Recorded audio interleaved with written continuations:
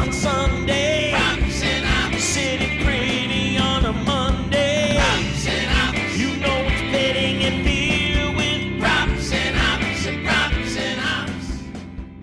NFL Week 6 is here. Jacob's Giants looking like they're actually for real. And Suuma, the low-scoring environment that we've been seeing this season, might also be for real. You wrote that in Week 5, the median total score for a game through Sunday's slate was a paltry 38. And for the season, the median total score, just 41. That's the lowest we've seen since 2011. Previously, you'd written that you thought a lot of this might be due to offenses just being inefficient in the red zone, and that would often correct itself over a larger sample size. But as we get deeper into the season, Suuma, are you seeing anything that tells you this low scoring environment might be more sustainable? Perhaps it's just the new normal in 2022. Yeah, so first of all, the inside the 10-yard line stuff was one part. The other part is also that passing efficiency in general is down compared to seasons prior. Quarterback play in general is down, and it's still very hard to tell how much we can put on the defenses, because defenses are generally playing more conservatively, more to high shells, and quarterbacks are really, really struggling more and more against all of these too high defenses like cover 2, cover 4, cover 2 man, and stuff like that. So I think yesterday someone from Pro Football Focus tweeted out that the PFF passing grade for cover 2 is hovering around 60-ish, and against cover 3, I think, or single high in general, it's in the low 80s. So there's a pretty drastic split right now, and it's very hard to tell how sustainable that is, because that gap seems like it's a little bit of more of random variance. But there's also, when you watch the games, you can really see that as soon as defenses are going too high. We saw it on Monday with the Ravens against the Bengals, or on Sunday Night Football. Like, the Bengals are also a team that really struggles against all these cover 2 or too high shells that the opposing defense is playing. And yeah, we just have to monitor how drastic the split is going to be going forward, how much cover 2 or too high shells defenses are going to play, and whether offenses are going to find some solutions for the problem. And it seems like the Jets offense leading into the first game that we'll discuss today has started to perhaps find some solutions. The total in Jets Packers has seen some two-way movement, but we've seen more decisive market movement so far this week on the side in that one.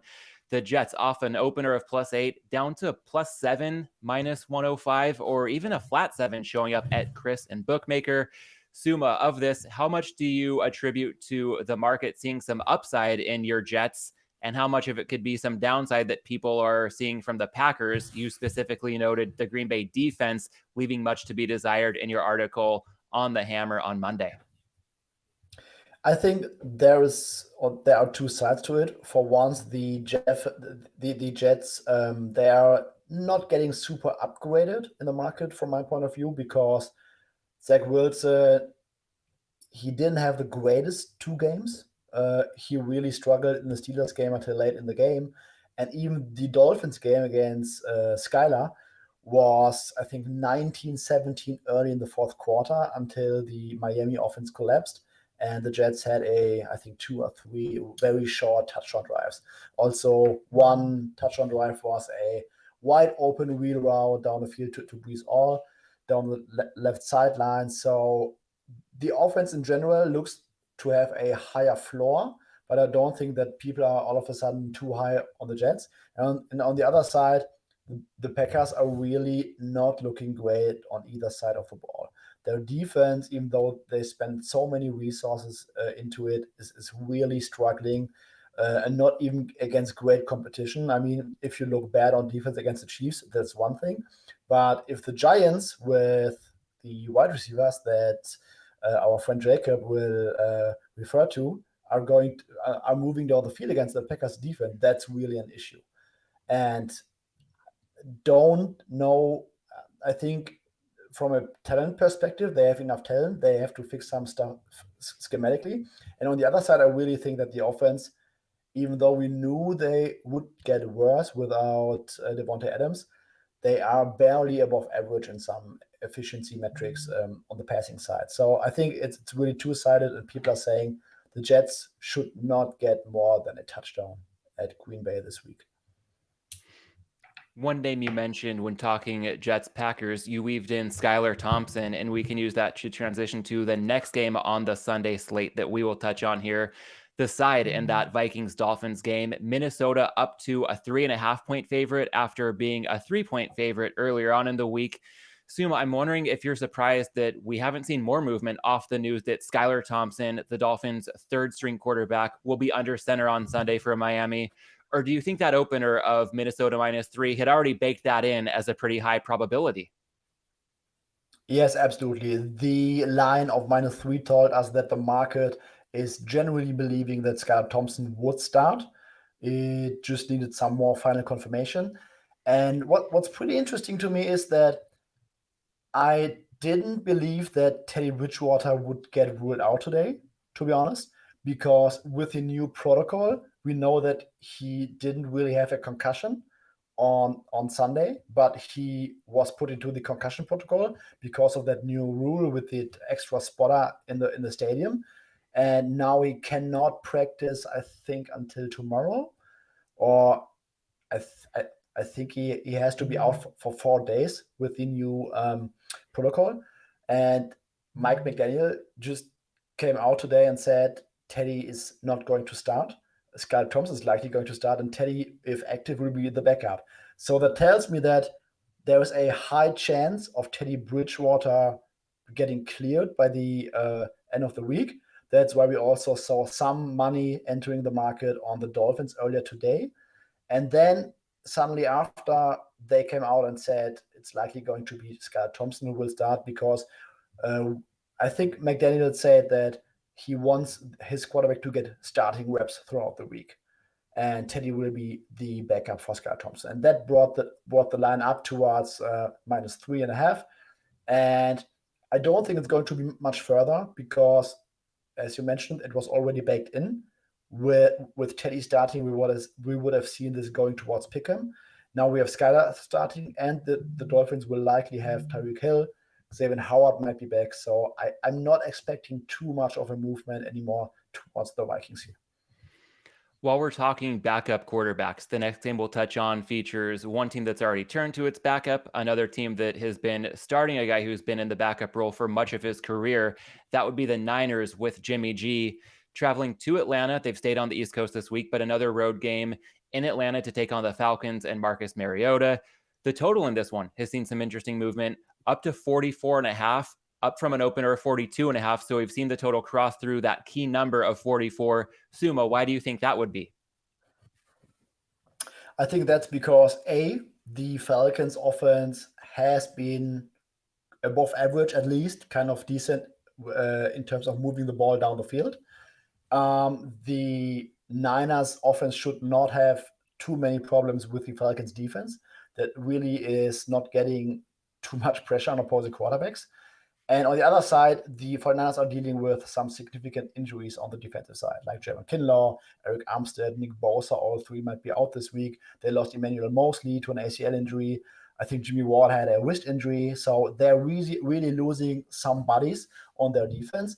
The Falcons might get Kyle Pitts back. So this is really a classic game where initially you had a, let's say, great Niners defense, a Falcons offense that has not looked really sharp last week against Tampa Bay, with a total opening in the low 40s. And then I think the market started to realize that, hey, we have a potential spot where there are too many injuries that would favor the under. All right, well, as we transition to the late window on Sunday, fortunately doesn't seem like injuries are too much of a concern at this stage if we look at the Cardinals Seahawks game. And if we look at the side in this one, Arizona is up to a 3-point favorite at some books. That would be a cheap -3, even money, widely available. Also some Cardinals -2.5, -115. And that's still a noticeable jump up from the opener of Arizona -2 at Seattle.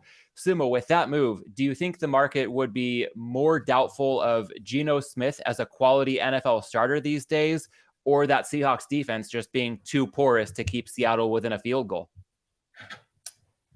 Probably more of the latter. We also had two strong releases earlier this week from two respected people that have market influence with their releases. One came in on Arizona -2.5. The other guy came in on Seahawks +3 -115, I guess. So we had some interesting back and forth among releases that have market influence. I think in general, there are two questions to be answered. One is Geno Smith really that good? Is he like the 2019, 2020 Ryan Tannehill version? And secondly, can the Cardinals bounce back against maybe the worst defense in the league? And I think these two questions need to be answered. And depending on what side you fall, you will probably either land on the Cardinals -2.5, or you will land on the Seahawks +3, I would say. Geno Smith, I mean, he's looking amazing. He leads the whole league in PFF passing grade by a mile. He has like 6 points more than Patrick Mahomes, which is pretty amazing. He also had a lot of crazy deep bombs at New Orleans. But I think the question and the very fair question is that how consistent can they be, because they didn't have a very high success rate against the Saints. It was more like struck, big play, struck, big play. So yeah, some really interesting questions surrounding this matchup, and I think it's fair to say that there's interest on both sides here. And we've also seen some recent movement in the total for this one. What do you make of not just the side betting market, but the total betting market getting shaken up a bit recently with Cardinals Seahawks? Yeah, we saw that getting bet up be north of 51. Then there was some buyback at 51.5 and 52. I think what's interesting is when you think about these two teams subjectively, I think it's very hard to make a compelling case for the under, because the Seahawks have shown the ability to score and their defense might be the worst in the league. On the other side, the Cardinals defense is more boom or bust, and their offense should get back on track against a bad Seahawks defense. When you think about this matchup subjectively, it's very hard to make a compelling case for the under. But on the other side, when you are modeling and you include the current scoring environment into your number, I think it might be very hard to get to a model number north of 51. And that's why I think that the move on the under was maybe more driven by bettors that use sophisticated and quantitative models rather than by people who have more of a subjective handicapping approach.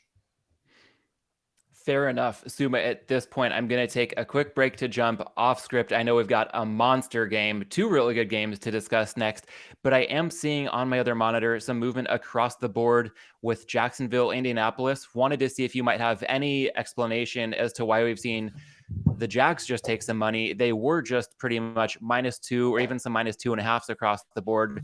Now it's pretty much painted -1.5, not crossing through a key number. So maybe this doesn't mean much at all. But when we see that kind of move at this time of the week, is that usually something related to some of the first injury reports that we're seeing? Maybe something not so promising with a guy like Jonathan Taylor? Or what else do you think might be behind some money that we just saw take the Jags down to a shorter underdog at Indy on Sunday?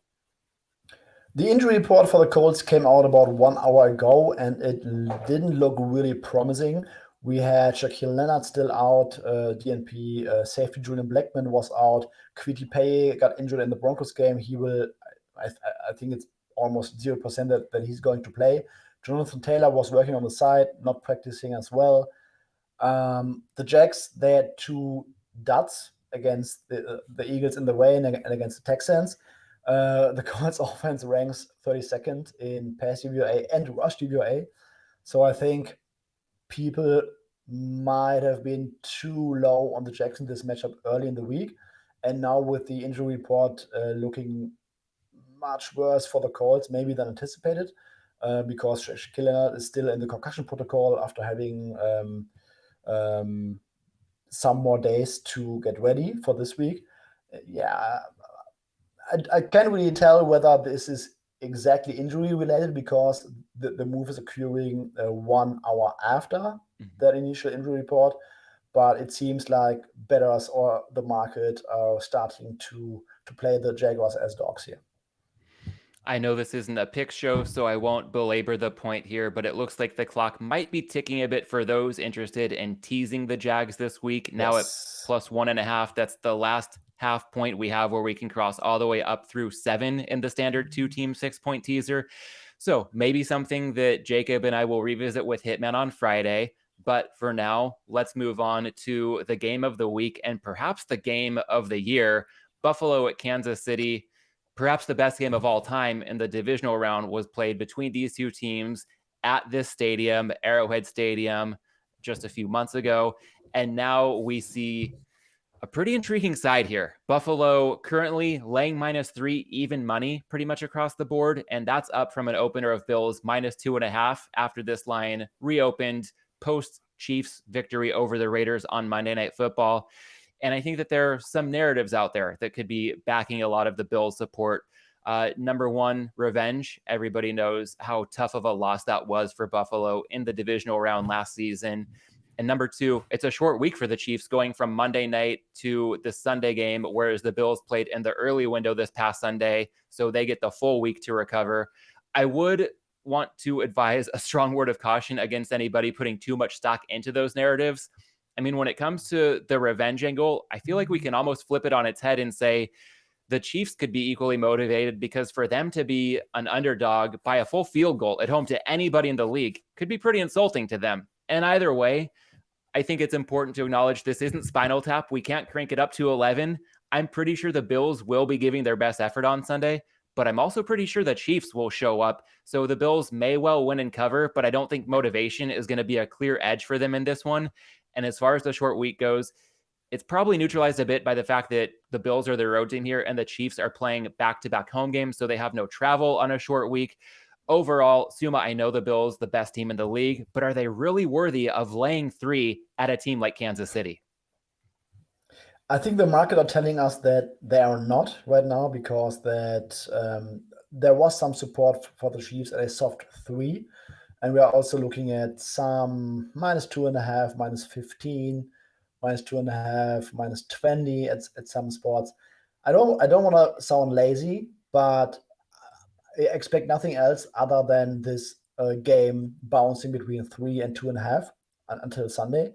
There aren't really any major injury news that could shake things.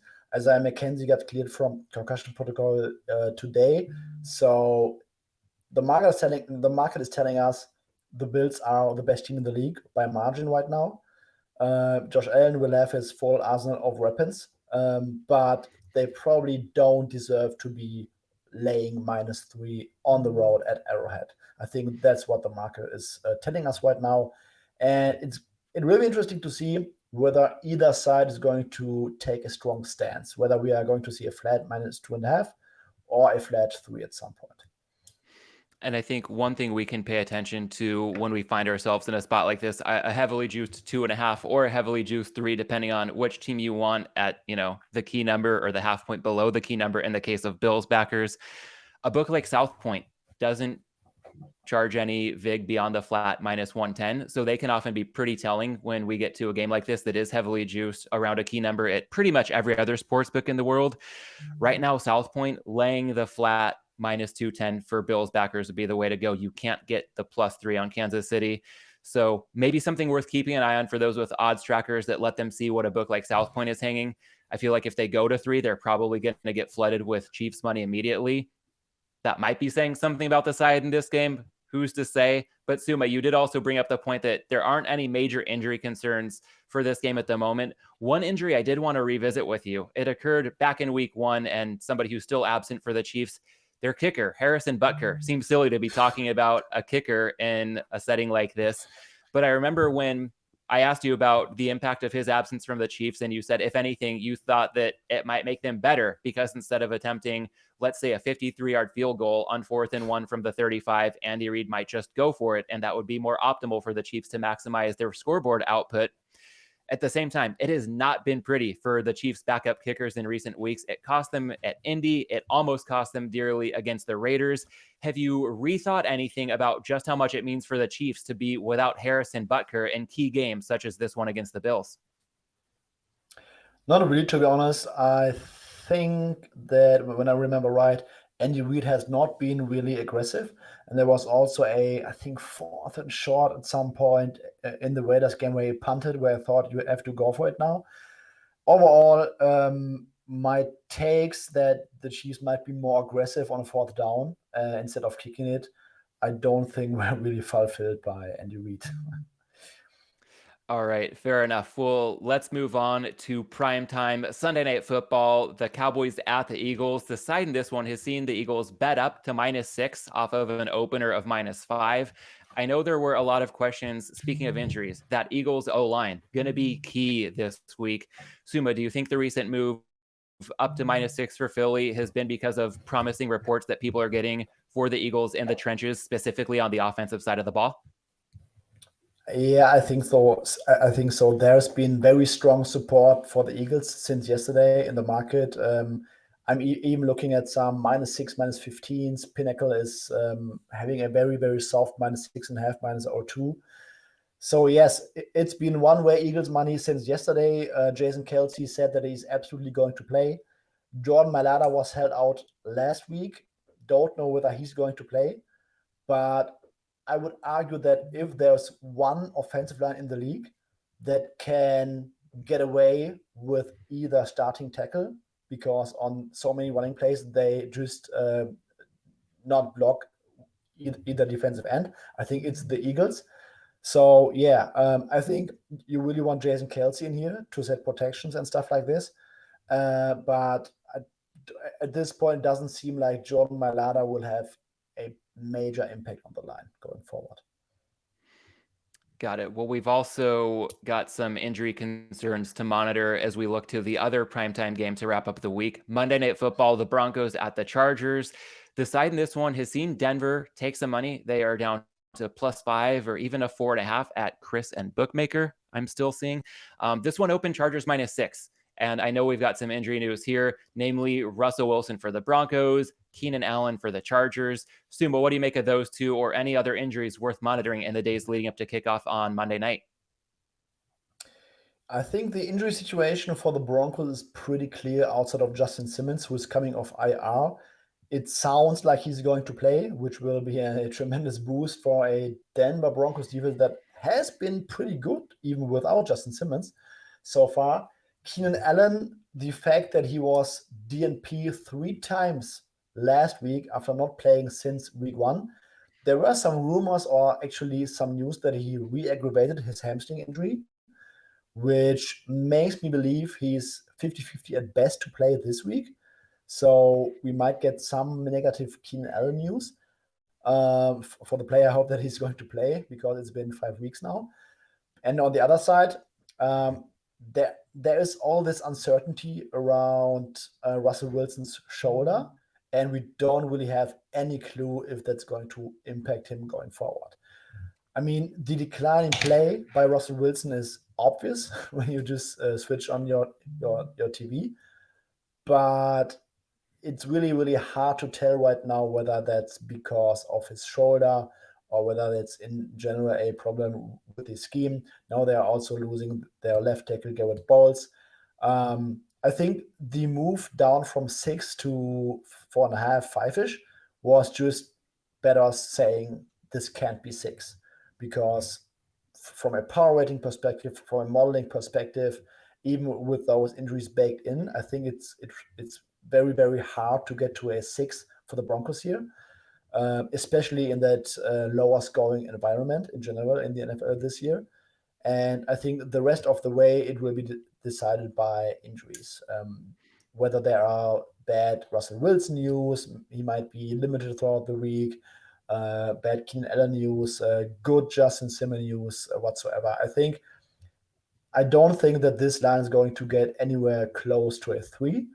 But I think depending on the injuries, we might see some two-way movement between 4.5 and 6 until Sunday or Monday. You touched on some of the unknowns with Russell Wilson here. One thing we do know, Brandon Staley, quite familiar with Wilson, going back to Staley's time as a division rival with the Rams while Wilson was with the Seahawks. How much stock do you put into Staley's familiarity with the opposing quarterback in this one? as opposed to a game where, let's say it was any other head coach, the same rosters, but there wasn't that level of familiarity from a defensive-minded coach. Does that give you any nudge in the Chargers' direction, or do you think it's pretty much fully baked into the line at this point? That's absolutely something that you have to keep in mind, but because the sample size is still pretty low, I think it was 3 games in 2020 when Staley was with the Rams. It's a low sample size, and I think the Seahawks offense did not look good in all 3 games against Brandon Staley in 2020. So that's something to keep in mind. But I also don't think that this is such a high impact that it would have like a major impact on the market. One more follow-up for you on this one, and it's not just because I want to hoard attention for the Chargers this week, but from a coaching standpoint, Brandon Staley and Nathaniel Hackett have been lightning rods so far this season, and I'm less interested in trying to dissect who's been right, who's been wrong in certain cases, and when teams have been too aggressive or too passive. One of the things that's starting to stand out to me is just the inconsistency across not just these two coaches, but so much of the league going for it on 4th down from one week to the next. It seems like the same coach in a very similar spot might make a different decision. Same with 2-point conversion attempts. Suuma, what are you making of it when you handicap games across the league? Again, not just specific to Monday night, but knowing that Staley and Hackett are involved, it might rear its head on this Monday night game. When it comes to trying to pin down coaches' tendencies, it seems like that's about as tough as ever these days.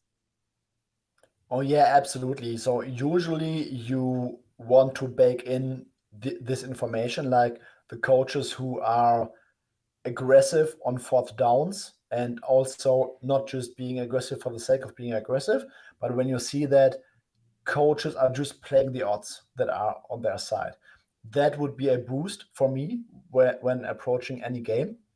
But like you mentioned, we have some very inconsistent decisions this year. Josh McDaniels on Sunday, it's like he's rolling the dice on some of these decisions. Like on the 4th and 1, he goes for it at midfield. Then he's got another 4th and 1 deep in Chiefs territory, and he decides to kick after taking a timeout.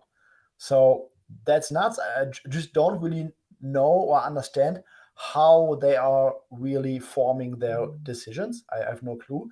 Brandon Staley has also been pretty inconsistent. He was very conservative on primetime against the Chiefs in week 2, I guess. Then he's aggressive in some of the other games. Nathaniel Hackett at some point didn't know what he's doing at all. So it's really, really crazy to see. And I also think that it puts a negative touch on the quote-unquote analytics community, because people are always referencing the analytics when something goes wrong, and they just don't honor it when things go right. I think this is probably human nature. Also, in a business where you get hammered for bad results and not enough praise for good results. So let's just say that yes, Brent Staley went for it on 4th and 2 late in the game. I think it was a smart decision, but it didn't work out. So everyone will say, "Oh, the bad analytics. It's stupid to go for it. You should just punt." But it's also very result based. So if they just hand the ball off to Austin Eckler and they get the 1st down, the game is over, and everyone praises Brandon Staley for his aggressiveness and keeping the ball in the offense's hands and stuff like that. So I think the general discourse is too much results based still, and with some of these coaches having bad results, it puts, I would say, a negative sentiment on all the analytics stuff. Yeah, and I think it's important to underscore that point that the analytics, it's not like there's one machine that just crunches the numbers and that's what the analytics say. Even if you look at 3 different models for how Brandon Staley's decision to go for it at the end of this past Sunday's game went down, you get 3 different outputs from those models, one of which would say that it didn't even help their odds of winning. So when we see things like after the Monday Night Football game this week, they had Scott Van Pelt hosting SportsCenter talking to Joe Buck and Troy Aikman in the booth. And I think Buck mentioned analytics several times in terms of, well, the analytics said to do this, they said to do that. And I on one hand, don't want to hold it against Joe Buck too much because he's probably just doing the best he can with the information that he has available to himself. But it's not that there's just one person crunching a number and that's what it is that everybody's working with. There are a lot of human inputs to every different model. And ultimately, there are a lot of human inputs to what each head coach will decide to do. So I heard Tage Seth say it really well on Twitter and on his podcast, Take the Points. This wasn't an analytics decision on Monday night when the Raiders went for 2 at the end. That was a Josh McDaniels decision. So knowing that analytics are factoring into all this, it is still a very human process. It's not just people saying, well, the robots should control everything, because I know that that's what gets a lot of the pushback across the, I guess, more conventional NFL community. Yes. I mean, Joe Buck, I think he said on the broadcast that it was an analytics decision. Like, there is no analytical model that tells you to go for 2 with 8 minutes to go against the Chiefs on that particular down. Like, no chance. It was just Josh McDaniels saying, I want to go for 2 here and see what happens. That's it. And yeah, like I said, there's a very negative sentiment in the sports media right now. And it's always funny because, yes, there are some teams that are working with quantitative models that inform their decisions in game, like John Harbaugh has that. And there are so many factors and variables that go into these models. Like, a few teams are even including the closing spread from the game to get the odds of what the market thinks of their particular matchup and stuff like that. And then there are people in the media, there are so many factors that these models don't include, but they have actually no clue what's in the model actually. So this is a public discourse that really triggers me, because everyone is just talking bad about analytics, but actually didn't think 1 minute about what actually goes into the process each week. Well said. I think one thing, just to set the record straight, if people are looking to pick apart the pro analytics argument, I think you said there were about 8 minutes left when the Raiders went for 2. If I recall correctly, it was closer to 4 minutes, maybe 4.5. But the bottom line was the same in the sense that even had the Raiders converted, they would have had a 1-point lead, but the game would have been far from over, and it only would have encouraged the Chiefs to be more aggressive once they got the ball back. So it would have guaranteed them next to nothing. So I know we've taken a bit of a detour down this path, but I hope that thought process can add value to the audience as we start to hit the home stretch for this show. Fabian, I wanted to experiment with introducing a new segment this week we can call perhaps Fabian's Forecast, thinking about games we haven't discussed yet because we haven't seen any major movement, but maybe there's something you're anticipating, whether there's injury news we're waiting on or any other news. I know for the Thursday night game, God bless anybody who's going to watch that from start to finish. The total has seen some movement because of weather concerns. So on game day, there could be some forecasts that sway things toward the over or the under. Even looking in real time, a bit more breaking news with line movement on the show. The Browns have come off of the 3. They are now laying 2.5 across the board at home to the Patriots. So just a half a point, but a half point off of the king of key numbers. So, Suuma, whether it's the Thursday nighter, Patriots, Browns, anything we haven't discussed yet that has some key updates that you'll be monitoring most closely to inform how you'll read market movement between now and the games kicking off on Sunday? Yeah, I didn't see any particular news for the Browns. Denzel Ward was not practicing, but he was also not expected to practice under the new concussion protocol process. Yeah, the total in the Thursday night football game came down, I think, to 37 at some point, when I remember correctly, because there was some wind in the forecast. And it seems like the wind is shifting towards noon. And right now we are looking at 11, 12 miles per hour of wind when there's kickoff, and with 26 to 20 miles per hour of gusts. But the sustained winds were coming down.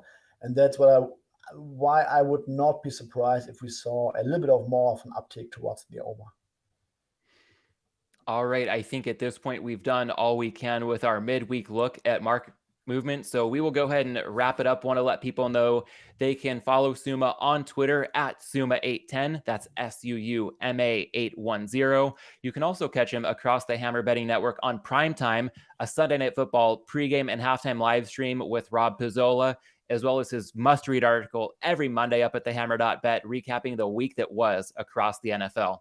As for me, you can find me on Twitter at mlandis18. That's MLANDES18. And Jacob and I will be back with you on Friday alongside Hitman for our Week 6 prop betting breakdown. Jacob, we'll see what Hitman has in store as far as an encore goes to that Pittsburgh Buffalo prop betting bonanza from week 5. That was a blast for anybody who followed along. But in the meantime, I want to thank everybody for tuning in today, and we'll catch you again on Friday.